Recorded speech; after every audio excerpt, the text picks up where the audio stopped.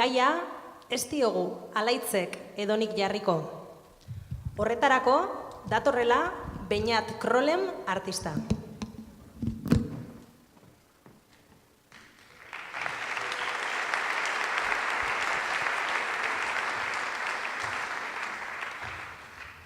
Krolemnek jaso du Mikel Laboa katedrak eta Mintzola Ahozko lantegiak urtero ematen dituen 3 ikerketa sarietako bat.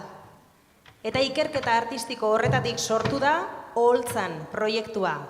Eta gaur, berak jarriko die gaia 3 kubatar kantariei.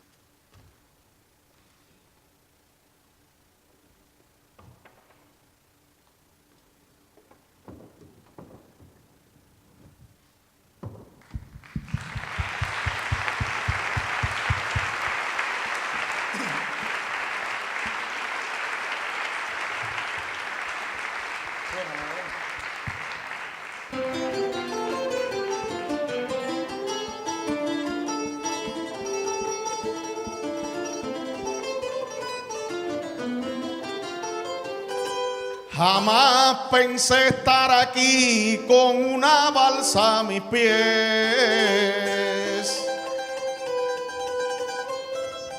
Jamás pensé estar aquí con una balsa a mis pies.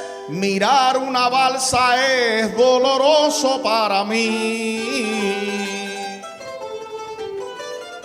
A muchos cubanos vi jóvenes perder la vida en una balsa suicida. Por eso tengo el criterio que el mar es un cementerio entre Cuba y la Florida. Y está rota hasta la silla y el portal y la terraza. Y está rota hasta la silla y el portal y la terraza. Cuando se entera la casa que no llegó a la otra orilla. Pero raíz y semilla es Cuba en el continente. Y sin cambiarnos la mente ni vender nuestro pedazo, día a día y paso a paso estamos haciendo el puente. Muchas gracias. Gracias. Gracias.